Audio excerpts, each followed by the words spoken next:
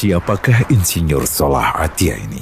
Mengapa kematian beliau menggemparkan Kairo dengan pemakamannya yang dihadiri lebih dari 1,5 juta orang? Mari kita simak kisah dari Asosiasi Universitas Islam Mesir ini. Al-Kisah dari kampung kecil bernama Tafahna al-Ashraf, distrik Mitghamir, Provinsi Dakohlia, Mesir, ada 9 orang sarjana miskin lulusan Fakultas Pertanian. Lalu mereka pun sepakat membuat sebuah peternakan unggas, sembari mencari mitra ke-10. Namun mereka terbentur modal, maka dengan sekuat tenaga mereka kumpulkan dari hasil menjual tanah, perhiasan istri, hingga meminjam.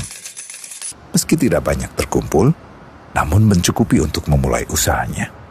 Pertanyaan tersisa, siapa mitra yang ke-10? Insinyur Salah, satu dari mereka pun berkata, "Aku sudah menemukan mitra yang ke-10. Siapa?" kata teman-temannya. "Allah," lanjutnya. "Allah akan menjadi mitra usaha kita yang ke-10.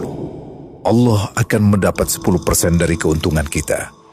Dengan perjanjian, Allah yang akan memberikan perlindungan dan pemeliharaan, keamanan dari segala wabah penyakit."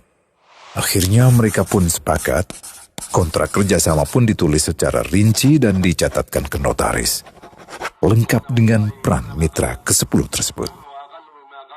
Tak disangka, setelah 1 musim bisnis mereka langsung meroket, jauh dari yang dibayangkan sebelumnya.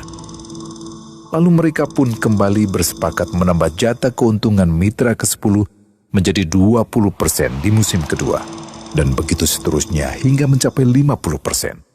Lalu bagaimana keuntungan mitra ke-10 itu dialokasikan?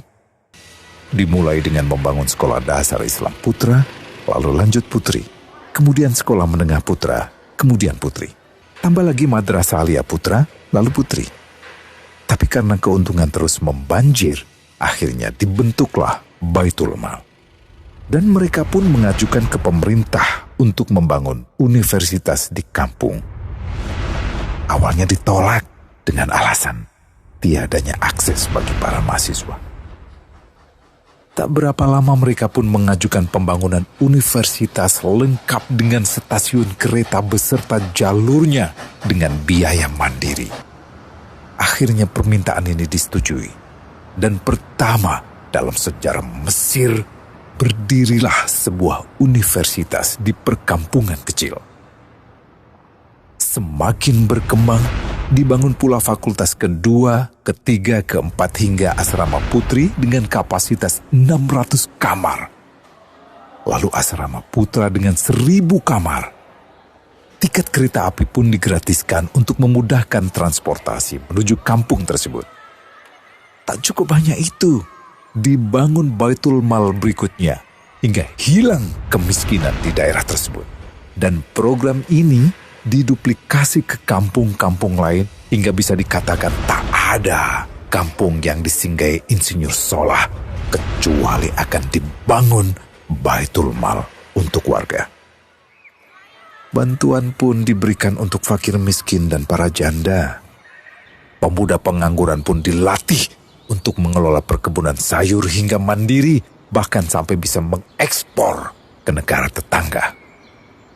Pada saat panen raya, seluruh penduduk dikirimi paket sayur. Di hari pertama Ramadan diadakan buka puasa bersama untuk seluruh penduduk desa. Mereka memasak dan hadir ke lapangan yang dipenuhi beraneka makanan. Disiapkan juga perabotan untuk gadis-gadis yatim yang ingin menikah. Dan ini semua merupakan sedikit dari banyaknya kebaikan yang dilakukan oleh Insinyur Salah. Hingga pada akhirnya disepakatilah keuntungan perusahaan 100% untuk Allah. Insinyur Salah yang awalnya adalah salah satu mitra usaha berubah menjadi karyawan Allah. Dia hanya menerima gaji, namun dia memberikan Tuhannya syarat agar membuatnya hanya butuh kepadanya dan hanya meminta kepadanya.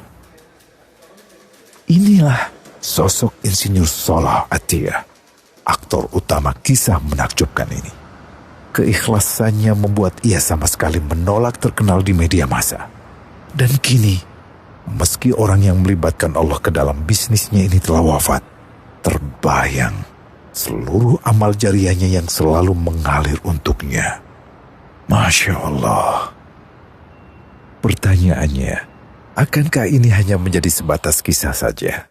Atau menjadi teladan bagi kita untuk mengikuti jejaknya?